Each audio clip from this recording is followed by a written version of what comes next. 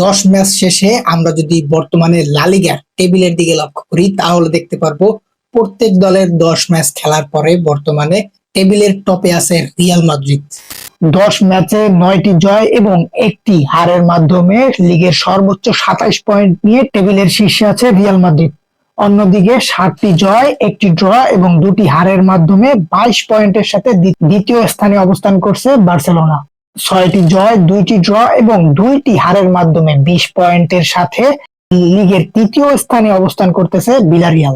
আপনি মানেন অথবা না মানেন, স্প্যানিশ লিগে সবচাইতে বড় দলই হচ্ছে তিনটি: রিয়াল মাদ্রিদ, বার্সেলোনা এবং অ্যাথলেটিকো মাদ্রিদ। আপনার যদি লা লিগা জিততে হয় তাহলে আপনাকে একটা জিনিসই করতে হবে, আর সেটা হচ্ছে গিয়ে ছোট যে দলগুলো আছে এই দলগুলোর সাথে আপনাকে পয়েন্ট লুজ করা থেকে আপনাকে বিরত থাকতে হবে। শুধু আপনি যদি এই কাজটাই করতে পারেন তাহলেই হচ্ছে গিয়ে লিগ জেতার একেবারে 100% চান্স থেকে যায়। লা লিগায় আপনি বড় বড় ম্যাচ গুলো যখনই হারবেন, এইগুলাই আপনাকে লিগ জেতার থেকে আপনাকে বঞ্চিত করতে পারবে না। আপনি শুধুমাত্র লিগ তখনই জিততে পারবেন লা লিগায় যখন আপনি ছোট ছোট দলগুলোর সাথে হচ্ছে গিয়া পয়েন্ট লুজ না করবেন।